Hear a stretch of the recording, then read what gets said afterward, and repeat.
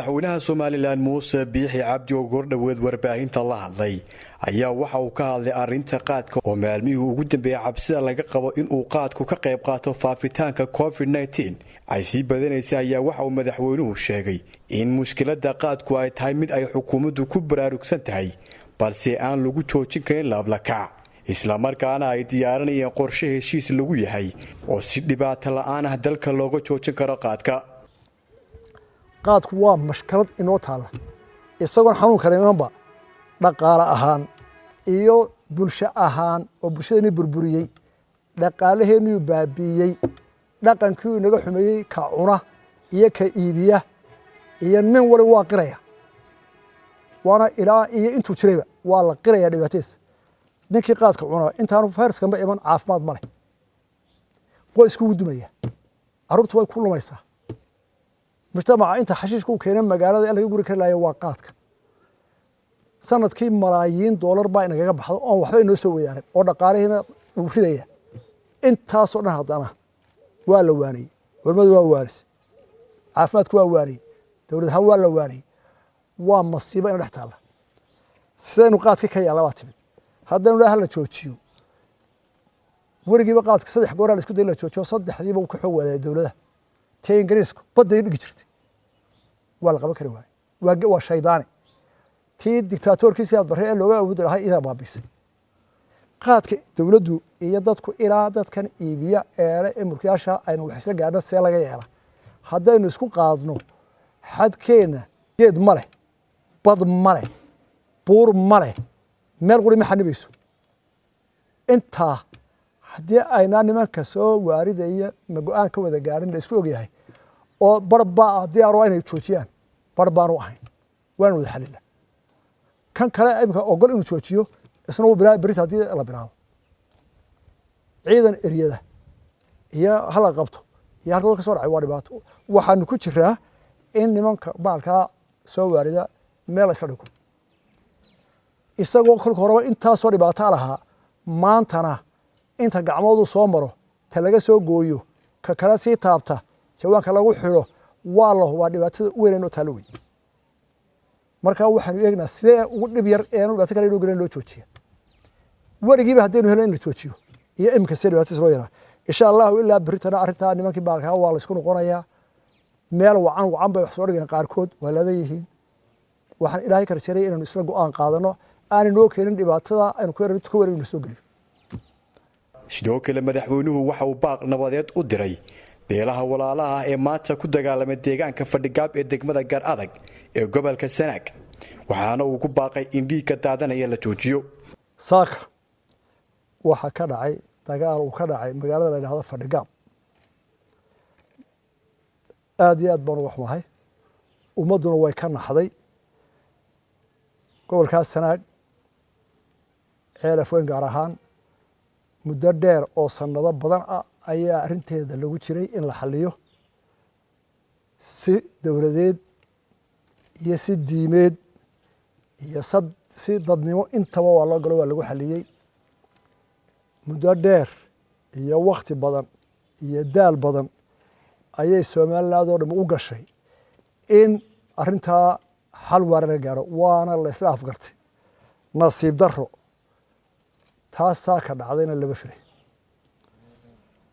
waa u ducaynaa ceelaf weyn iyo jiidada ka degan in ilaahay qulubtooda soo jeediyo oo iyagu bay nabadu ka go'daaye ilaahay waafajiyo guud ahaan waa ugu ducaynayna waxaan leeyahay dagaalkaa la joojiyo bishii rabadaana waa inagu soo dhowday ilaahayna barwaaqo badan iyo roob iyo nimciina siiyey nabadna waa ina siiyey maanta col kale oo cudurina wayna hayaanu ka baqayno adduunka dhan haya maanta waa maalintii la wada jiri lahaa ee la iskaashan lahaa maaha maalintii xabadda isku bilaabi lahaa waxa garadka iyo waayeelka waxaan u soo jeedinayaa in arrintaa halkaa lagu joojiyo ugu dambeyn madaxweynaha Soomaaliland ayaa sheegay in xukuumad ahaan xanuunka COVID-19 ay u sameeyeen sanduuq gaar ah isla markaana xukuumaddiisu 3 milyan ee ugu horeeyay ay ku shubtay dowlad ahaan hawl baan ugu soo kordhay dhaqaale u baahan tahay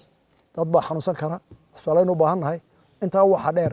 dhaqaale baa iyaa khalkhalaya danyartii waa shaqa beelaysaa dhibaatooyin badan ugu soo socda waxaanu go'aaminay in loo furo account lagaga hortagayo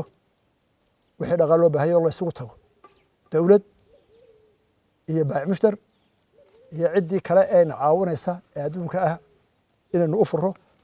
account baan ka furo oo halkaa lagu soo ururiyo oo loo diyaar garoobo haddii hawl soo cuslaato ilaahay baa inaga fudaydiyey dowlad ahaan 3 milyan baan ku shubanaa sanduuqa oo aanu ka goynay mashaariicda horumarka ahayd gunooyinkii iyo wixii kale lahaa kay kale dowladdu ay leedahay iyada oo dowladdana uu saameynaya dhaqaalaha istaagay uu hoos dhac badan ku imanayo meelaha soo socda haddana xilka waxa weeye waxaan ugu talagelaynaa dadka hawlgalayo caafimaad wixii loo baahdo qalab waxaan ku tari karno tujaarta iyo baacmiska waxaa la farayaa hadday sakadoodii tahay iyo sadaqa iyo waxtarba inay maanta dadka la gurmad galaan oo xoolahooda kala hawl galaan dowlad iyo shicibba in cudurka laga horto horena waa ugu sheegay waana dad mas-uula waxaan ila tahay waa ku maqan yihiin qaar ka soo jawaabayna waa jira oo qalab keenay oo masalan shirkadda la yidhaahdo weerad remit ninka laha mulkila ismaaciil hadda wuxuu keenay qalab gaaraya milyan uu dowladda ugu deeqay iyo intaa labadeed oo uu keenay suuqa uu leeyahay dadka waxaan kaga iibinayaa halkii intii aniga laga soo siiyey intii uu China ka joogay si qof waliba mask iyo gacmo u gar raashin baa loo baahan karaa dawooyin baa loo baahan karaa qalab intaa ka weyn baa loo baahan karaa nin waliba wuxuu hayo sidee aynu ol hore ugu jiray kii $10 haya kii malaayiin haya kii 100 shilin haya waxa weeye account-ka lagu tagalayo waa tagay waxa kale oo gelinaa guddiga dhaqaaluhu inay waliba gundugiista dowladda ah dib isku noqonayso iyo meelihii kale waxay nooga imaanayaan iyo in la saadaariyo maxay dhaqaalaha iyo caafimaadka uu nagu saameyn doonaa mar labaad aanu mahadnaqo shisheeye sokeeye wixii laga caawiyay hawsha iyo intii ka hawlgashay inta aan ka hawlgelinina waa ina hawlgalaan qof waliba xil baa saaran qof buu waanin karaa dhalinyaradu xoogga dadka way u gurma karaan biyo meel lagu xidhaa haga ah qof meel fadhiyo u shaqeeya ah haddaynu weynaanahaynin bahraafka lagu xidho waanu tolan karaa marada shiidkaad ku xidhataa in badan bay kaa difaacaysaa dalkeena cudurka waa lagu arkay waa lagu hayaa kaysas dhowra ilaahunba aynu barayeen inuu naga badbaadiyo waayo waa xanuun aan dal xoog leh iyo dal dhaqaale leh iyo dal caafimaadkiisu wanaagsan yahay iyo ku aan lahayn iyo ku faqiira waa u siman oo wuu simay adduunkii oo dhan ilaahay waxaanu ka rajaynaynaa inuu naga nabadgeliyo oo uu arrintaasi sahlan ilaahay nooga dhigo safmar fudud oo intaa ay tahay aanay nagu dhaafin taasina waa baryada ilaahay dadka dalalka aynu idaacadda ka dhagaysano ee Yurub leh ee Maraykan leh iyo inagu isku si uma wada naalo isku dhaqan ma nihin isku dhaqaale ma nihin sidaynu bulshadeenu u dhaqantiyo tooda waa kala jaad inagu maanta ma odhan karno dadka waynu xidhaynaa oo guryahaanu ku xidhaynaa ma odhan karno waayo duruufteennu inooma ogola kolka hore bulshadeenu siday u nooshahay waa dad wada isku xidhan qoys ahaan oo guri ku wada nool oo meel waxood ku wada cunaa oon kala maarmi karin iyagu waxay u noolaayeen qof ay dowladdu ka wakiil tahay ma odhan karno meel walba waanu xidhaynaa waayo haddii aynu dadka xidhno marka hore dadkii xidhnaa guryo nin walba qof gaar loogu xidho qof walba qol gaara uma helayna dii suurtagal maaha marka haddaynu xidhno waa dhibaato soo kordhay inagu waxaanu qaadanaynaa halka iyagu dhahdaan dad magaalooyinka hala xidho inagu waxaanu qaadanaynaa aynu dhibaatada yarayno aynu yarayno u jeedsanayna maadaama aan suurtagal noo ahayn sidaynu u yarayna dhibaatada waxaanu ku yarayn karnaa inaga oo qaadana